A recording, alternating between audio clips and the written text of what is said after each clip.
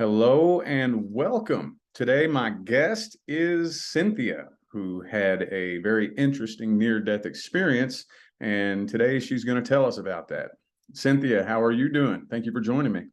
I'm doing great. Thank you, Rich. Awesome. Well, you can pretty much just start at whatever point is most relevant to the story and take it from there.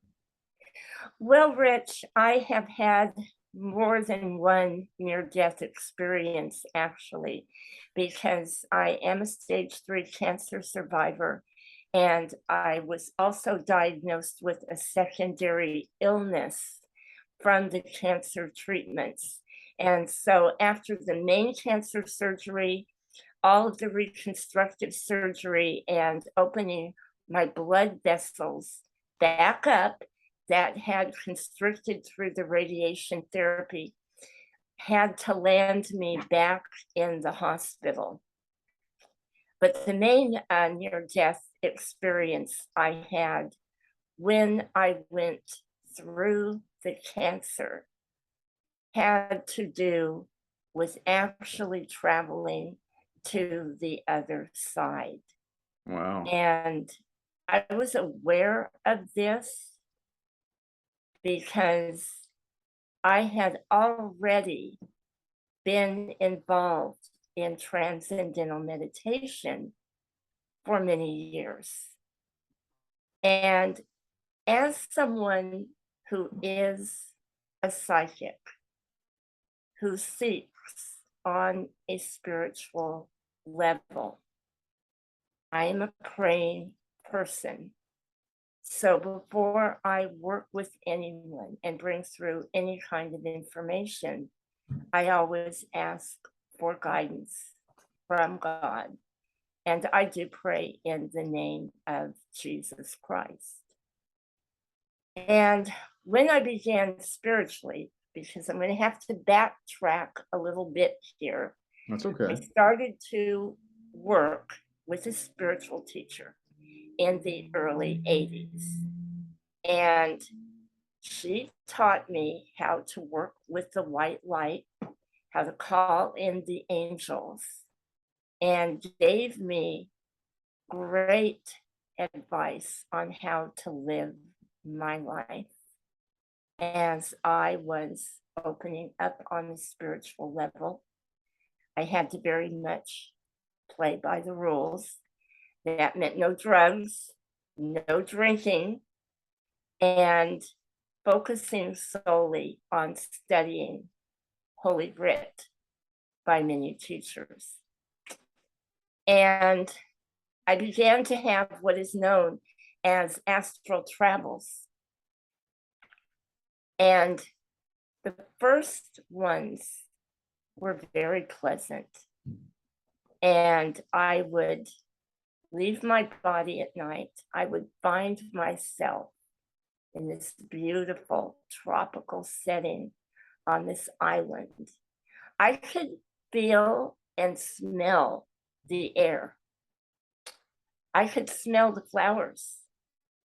It was very much like the Bahamas, if you've ever been there. Hmm.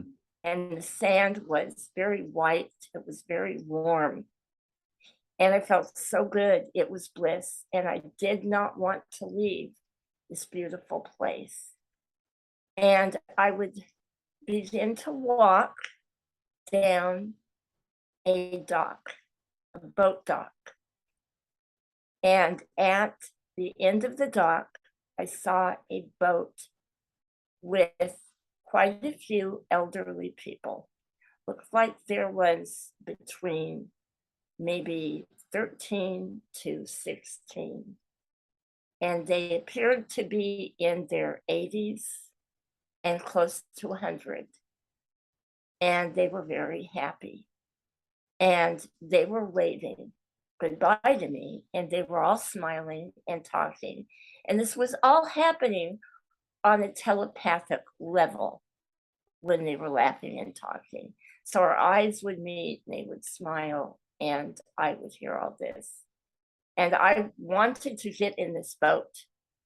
I knew wherever they were going was pretty spectacular. And I would begin to step down into the boat, and I was automatically pulled back, and the boat would begin to move away across the water, and the sun would rise up and cover the entire horizon, and it would become so bright, it was almost blinding as the boat drifted into this light and finally disappeared. And the moment that it did, I would instantly wake up back to my dull and depressing life, because even though I was studying with this wonderful teacher, I was very troubled. And I was going through quite a bit, excuse me, of trauma at the time. And so I was also getting counseling from my teacher as well. And I told her about this beautiful experience and how I didn't want to leave. And she smiled at me and she said, "You were on the other side. And had you crossed the water, had you gotten in that boat, you wouldn't have come back. And your spirit guides and teachers were with you. They were giving you this experience, this glimpse of the other side, because you are awakening on a spiritual and psychic level. But you aren't to go anywhere because you have a lot to do in your life." So as time passed, I began to work with other people. I started to do readings. I started to work with the tarot cards. And I began to get people come to me that had a lot of trauma. They were going through quite a bit. And I really wasn't prepared to handle the heavy energy and all of the grief. I can relate. This is what happens to readers. They start out a lot of times doing this for fun, Hmm. and they don't realize the capacity of their mission. They don't realize that the readings are only a part of it, because many people, okay, I'm going to tell you this right now. I'm going to interject something because you are a reader. More than likely, Rich, you probably were a priest in another lifetime and you did serve in a temple. Oh, wow. And you did do this type of work, possibly in ancient Greece, ancient Egypt. And there were many eras, and they all reach back to Lemuria and Atlantis. Hmm. And so we embody many times. And if we have been in service, then we will find ourselves in service again. But the density of the difficult lifetimes that we go through cloak our higher wisdom and our higher sight. And so we have to go back and retrace our steps. Hmm. And this is what I was doing as a reader. I was going back. I was retracing my steps and coming back to who and what I really am. And during that difficult period, my teacher was working with me, and she was stressing all of the healing techniques at a soul level. So as I began to heal from my troubled past, from the alcoholism in my home, from the rejection I had had with 2 boyfriends that were very painful. Then I began to open to another level, and I began to have more intense experiences. And I began to work with the dead. And the first experience I had was there was a woman holding a little girl, and the little girl noticeably had a wig on. She was about 4. She had lost all of her hair. And I was on a boat, and the mother told me to take her child. She said, "Take my little girl." She said, "I can't take this anymore, and I don't want to see her suffer. Take my baby." And so I took her baby, and I saw the light. The moment that I saw the light, back up out of it I came. So this was another big phone call to my teacher early in the morning, about 5 o'clock. She said, "Cynthia, you are doing night ministry.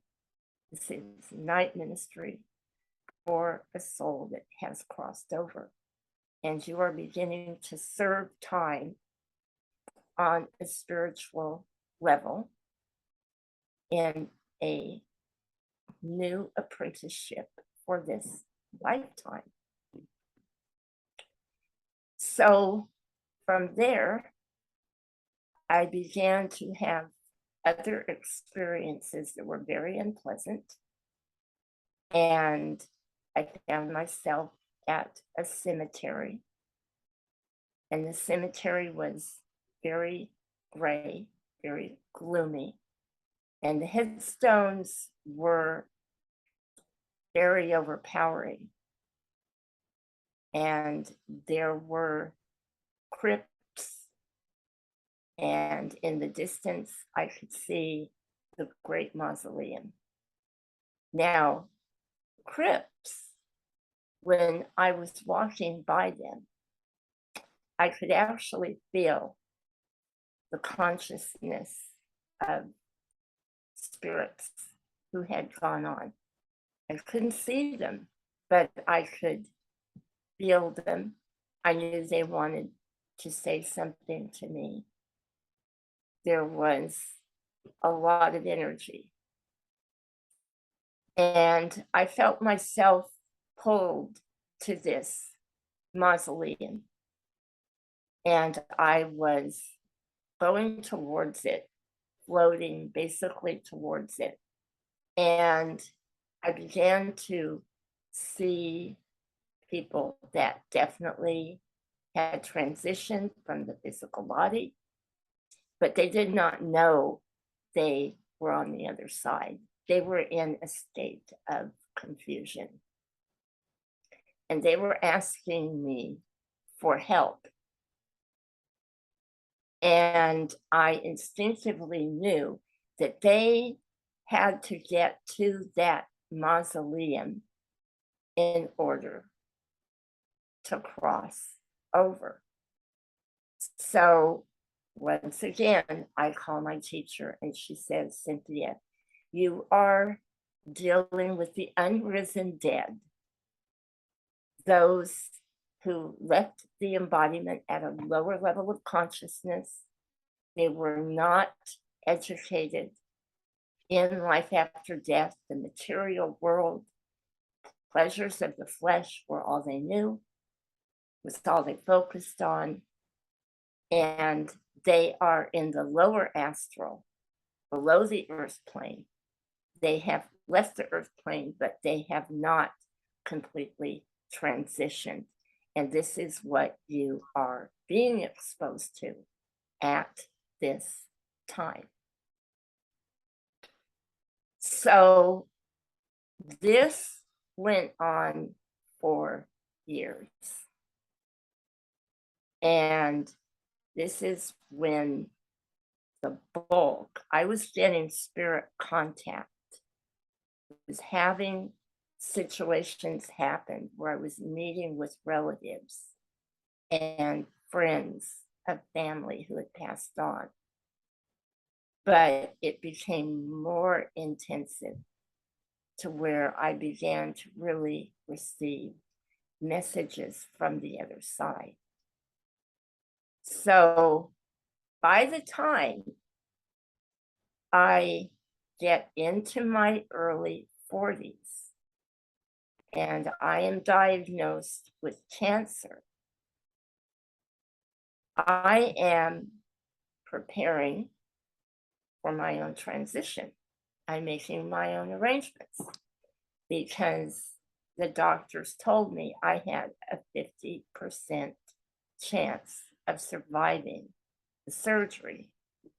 I could easily go with my heart and not wake up from the operating room. So I knew that I had to prepare, I had to be in a prayerful state of mind, and I had to make peace with every situation in my life. And I talked to a chaplain on the morning of my surgery, and I told him I was ready to go and that I wanted him to do the extreme unction, which is the 51st Psalm. And he agreed, but he felt that I wasn't going to go anywhere. And my mother, who was very spiritual, had been praying for me. And she had been asking for my safe return and my healing. And I had just an overwhelming feeling of peace on the morning of the surgery. It felt so good. And I knew I was in God's hands. I felt good about my surgeons. They were all praying men, they were believers. Nothing could possibly go wrong. And I found myself after I was out of the body in a cemetery situation, very much like a cemetery that I had visited before, but only this time I had relatives that were with me in this cemetery. And because I am part Scottish, they showed up in their McGregor tartans because Greer is part of the McGregor clan, part of the name that got changed. And they were there. And there was a young woman with them who was weeping in between them at a grave. And I asked them telepathically, I said, am I on the other side? Have I crossed over? And they said, no, you haven't crossed over. You are on the other side, but you're very much alive. She has crossed over.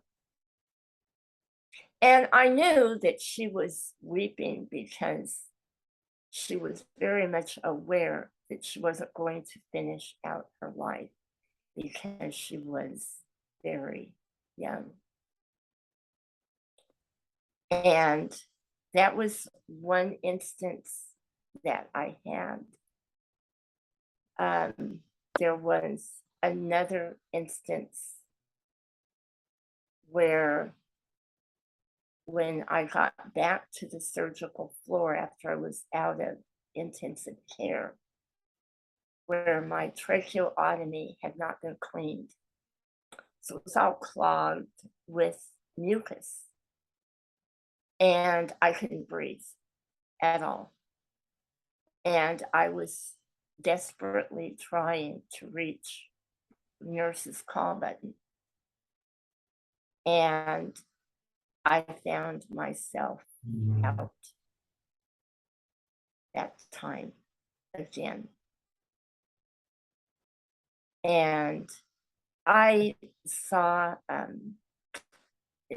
it's when you go back to it now, I've explained this many, many times. It may not be in the same sequence that I've explained it on other videos, but at one point I saw my mother and the hospital chaplain in a chapel that had to do with our ancestry.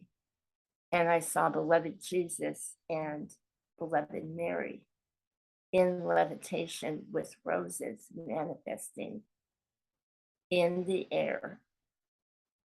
And I saw my mother and the hospital chaplain kneeling at the foot of Jesus and Mary. And I instantaneously, I knew I was going to be all right. And I found myself back in the world. And when I did, I was even more sensitive than I was before. And I was pretty sensitive. But this time it was completely different. And the only way I can explain it to you is that when you get to this point, you feel like you are living between the worlds. Because now this is a regular occurrence for me. I travel to many different dimensions on a nightly basis. And you can do it on command? No, it's very natural. I Okay. don't even ask. I don't try. And this is something that I want to stress to your viewers who are very curious about traveling out of the body. There is a natural way to do it, a spiritually ethical way to do it, and a way to do it that will get you into a lot of trouble. Oh, wow. And it's not anything that should ever be taken lightly or should ever be looked at as a form of escapism because of the density and the pain on this plane of existence. Because as souls, we are here specifically for the purpose of evolving. So everything that we don't want to deal with, that we are faced with, is a lesson. It is a challenge that we have to overcome. And the whole idea of being here is to face those challenges head on and overcome them on a highly spiritual level to the point where the soul evolves. So this is something that if you get too wrapped up in and you open up too quickly, you will have a morbid obsession with death and going on before you have finished your life on the earth plane. And the life on the earth plane must be lived to its fullest. And I want to stress that there is always hope, because everything that we are experiencing right now, as brutal as it is, it can all be changed. And this planet can definitely be healed, but it's going to take everyone doing their part. And that means doing the things that we don't always want to do, taking the jobs we don't always want to take, working in levels of society that we don't always want to deal with because they are unpleasant. But they are all a part of the evolvement, the evolution of this planet. Because, see, right now, what we're going through is a reflection of what people have lived at consciously for many decades. So, all of the cheating, all of the scamming, all of the controlling governments that want to get mankind to just knuckle under, and they want to control every resource and lie to the people and cause food shortages and separate twin flames and soulmates and fix it to where young couples don't want to experience the joy of bringing children in the world. All of that is evil. Okay, and those are the sons and daughters of perdition who have sold out to the satanic forces. And many of them will not repent, and they will go somewhere else at the close of their embodiments. So, my message to all of you is this: when you're getting discouraged and you're sitting there and saying, this place is so evil, I'm a star seed, or I'm a spiritual being and I don't want to deal with it, I want to go back to the Pleiades, or I want to go to 5D, or wherever, whatever your personal beliefs are, or, if you're a Christian, heaven or hell. Here is the deal. I want to stress this. What we're dealing with is not coming from a human level. So therefore, it cannot be overcome on a human level. The only way it can be overcome is through the power of the divine creator, God. That's a really good message. Thank you. Yeah, Thank you. I needed to hear that too. Yes. And so, see, this thing of people bickering and fighting over what doctrines and beliefs are. And, oh, this person's going to go to hell because they're not believing like I am, or whatever. This is not the thing here. This is about coming together as one nation and one world that involves humanity seeing this force for what it is and seeing what it's trying to do to this planet, and knowing with the power of changing your life and your thoughts, you are awakening to a higher level of consciousness than what some call the Christ consciousness, others call the higher consciousness. When you click in with that and you yoke and you say, take my heart, tell me what to do, lead me, then I guarantee you, you're going to be led.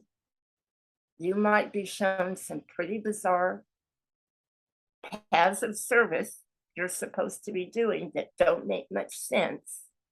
Some people are going to be told to become doctors, lawyers.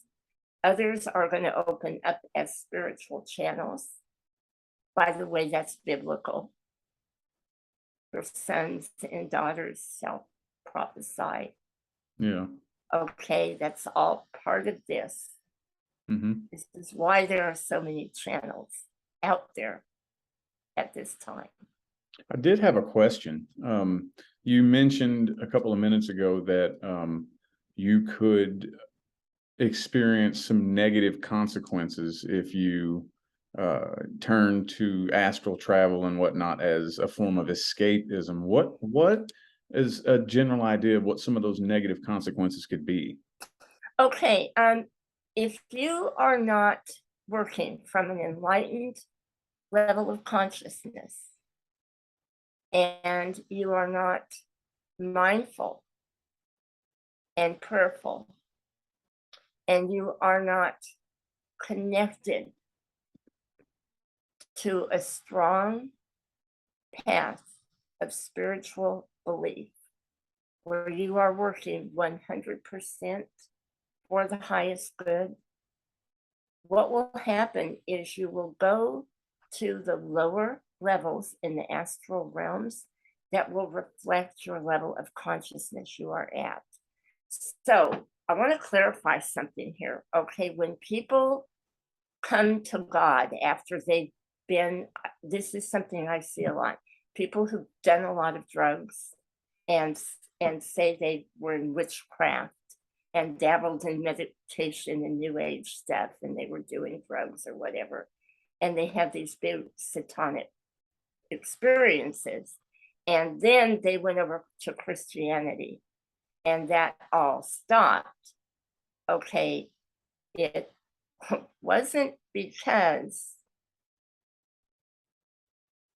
spiritual practices of meditation are evil. It was how they were doing it, which connected them into the lower astral, which there is the level of fantasy, illusion, and the grotesque. Yeah, And this is what happens with a lot of people on drugs. And a lot of the satanic forces are there. They are serving on those levels to enslave souls and yeah, get I them. can very much relate to that because I'm sorry to interrupt you, but Oh, it's okay.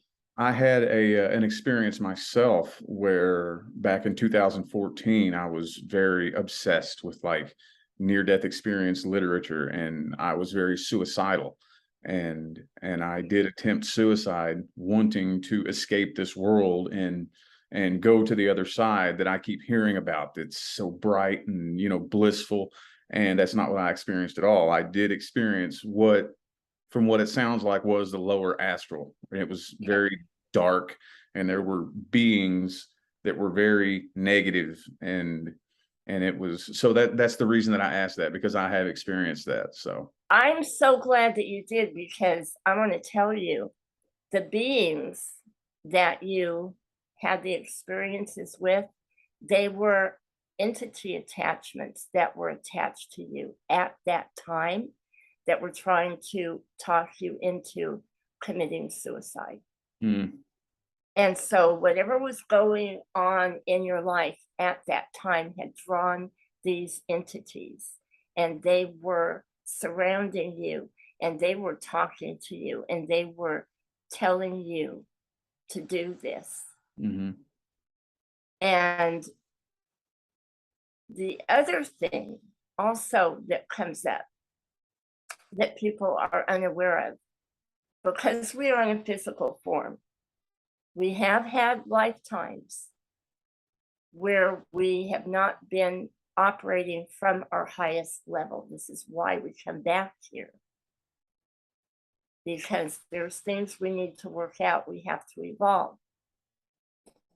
And if we are at the point where we have not fully addressed our shadow side, the negative aspects of ourself, and I'll give you one example. Say you are a business executive and you've found spiritualism,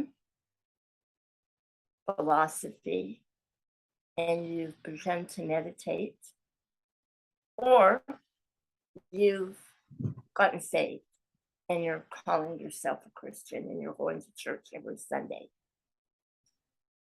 but you are jealous of others who are succeeding beyond you in your business, and you are throwing out negative thoughts. You may not be doing anything to backstab them, but you may have this professional jealousy.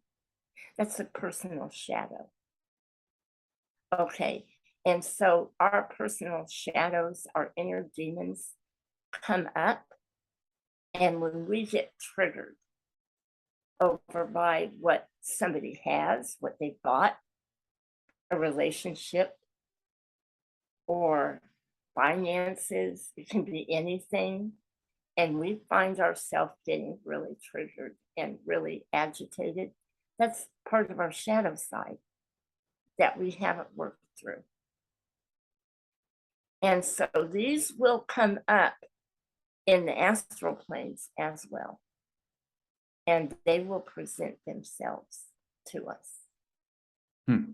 So this is why I always say any kind of addiction, drugs, alcohol, sex, gambling, shopping, whatever, those addictions have to be addressed. And the road to healing has to be undertaken. And when your heart is open and you are sincere, you will be given guidance. Your guardian angels will make their presence known. An ascended master, such as beloved Jesus, will actually come to you and take you as a chela. Hmm. And it won't involve going to church. It won't involve taking lessons in the manner I took them. But you will walk with this master. They will walk with you. You might be taking a hike one day, and you may be on a trail, and you may find Jesus beside you, giving you instruction, telling you not to worry about something that is pressing on your mind that you've been very troubled about. And you will get direction on how to release fear, because fear is another biggie. Because all fear, doesn't matter what fear we have, is the fear of our physical death, our physical transition from this world. So we fear somebody is going to get something that we're not going to get. Basically, we have that fear inside of us because we're in fear about our own survival. And so we're fearing our mortality. So when you open on a highly spiritual level and you seek with your heart, and you are coming into contemplation and meditation on a truly divine level where you are releasing all your needs and desires, and you are just asking for divine healing, then in time, they're going to show you what you need to see.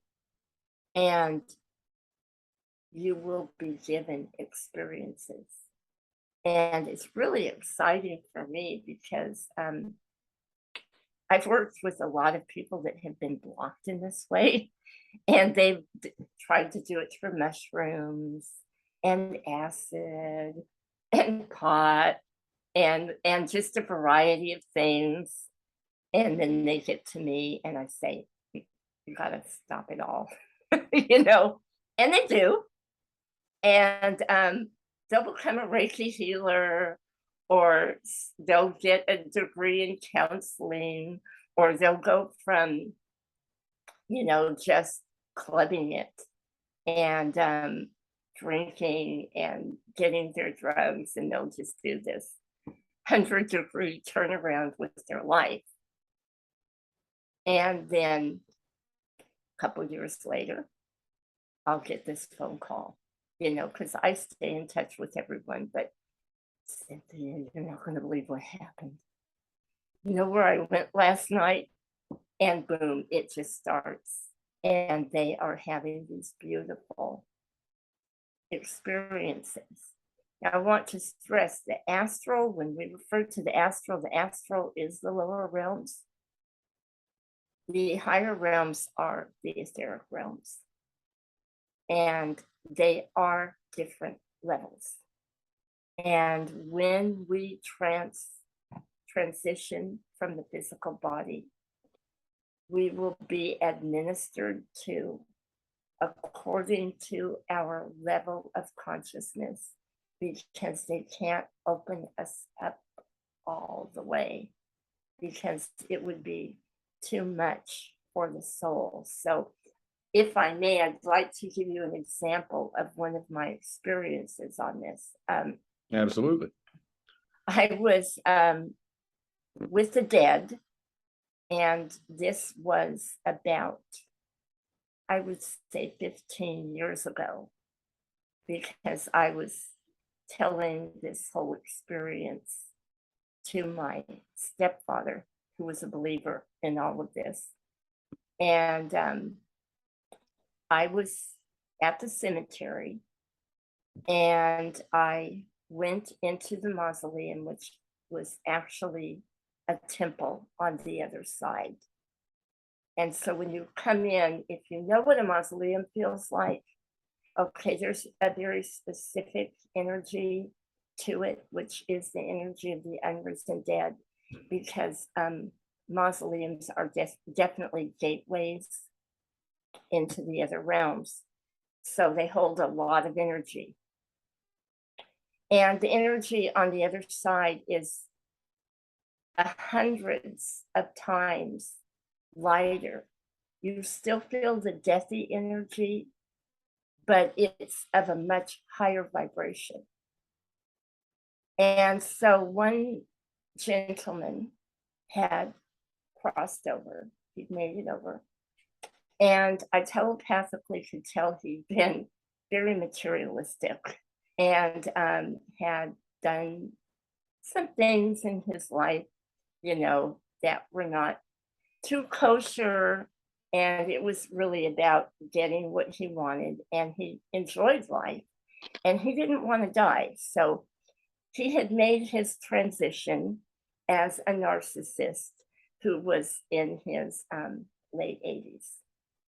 And he just could not accept the fact that he had gone on. And he was very argumentative with the attendants.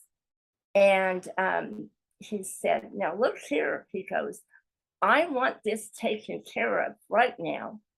And he said, "I want to go back to where I was." And he said, "You have no right to keep me here." He said, "Do you have any idea who I am? Do you know how much power I have? Do you know who I am?" And I was just observing this whole thing. And this loving, gentle spirit guide just escorted him to this beautiful golden mirror. And behind them, there was a baptismal font. And it was this beautiful marble baptismal font, and the room was this beautiful royal blue. And the guide just gently, telepathically said, look in the mirror. And all of a sudden, the way he saw himself completely dissolved. And it started with the flesh decaying. They showed him in the stages of his death, laying in his bed. They showed him dying. They showed him after he was embalmed, the look that he had, and they showed him rotting, and they showed his skeleton. And he became very calm at that point. And they led him into the baptismal fount, and they immersed him in the water, and which water is representative of the emotions. As you know, being a tarot reader, the water, the cups are emotions. So they were working on his emotions over his earthly life. So then I was escorted out of that room, and I saw other rooms where people were being administered to. And I was taken to a chapel and I was being shown the light. And my guide was giving it to me in degrees. And I kept taking more and more and more of this light. And then all of a sudden, it became so bright that I knew I would just go all the way into it. And I said, "Oh," I said, "this is too much for me." And they stopped it right then and there. And then I found myself back in my physical body. And, the next day over coffee, I shared it with my mom and my stepdad. And they, in our household, totally believed it because it was all the norm, because they both did readings themselves. So this Oh, was nothing new. I mean, they were twin flames. They had been together in ancient Rome, on Atlantis. And so they were familiar with the drill. But this was one of many experiences that I have had in witnessing people cross over. Now, not everybody does it that gently. Okay, there are some that are a lot more stubborn, and it takes a longer amount of time. Um, Souls can stay earthbound, some of them for centuries, hmm. because we have divine will. We are given freedom of choice when God creates us. And so when we are ready to receive the knowledge and wake up, then there is an ascended master, a guide right there to take us in to the higher consciousness. Wow. Well, that's a very amazing interview that I've done here with you. There was some very, very informative stuff that you had to share. I'm sure that after I upload this, there will probably be some people who'd want to get a hold of you with questions. Would you be open to that? I am. Um, as long as everyone just bears with me because I have been in a crunch and I do get that with everybody I contact. It just may be a couple of days. But yes, they can contact me through my YouTube channel, through my email, and I would be glad to talk to them and answer questions, and I will answer questions on your site if they leave comments. I will check them and answer them. Okay, well, I will definitely link that information in the description of the video. So before I wrap it up, though, can we wrap this up with one positive message for the viewers? Oh yes, to please do not give up on your life. You are so precious, all of you. And for those of you who think your lives are never going to come together, that it's lost financially, it's lost career wise, or if you are struggling about relationships and you are lonely and you feel that you don't have something to offer someone because you're not making the money to wine and dine and do all those things. Soulmates and twin flames, they are destined to be together during this period of time. And you are destined to have a whole and fulfilling life. Do not become so intellectually bound into the appearance of materialism and what everything looks like. Know that things can always change with tenacity, and work. And know that love, love, love, love above all else, this is the ruling force. And that there is hope, and that the ascended masters, the guides, they all are under the rule of the God force that created you. Please go to God with all of this and pray right now. Pray, whatever it is you're going through, open your heart, and you are going to be shown the way. And that is my message.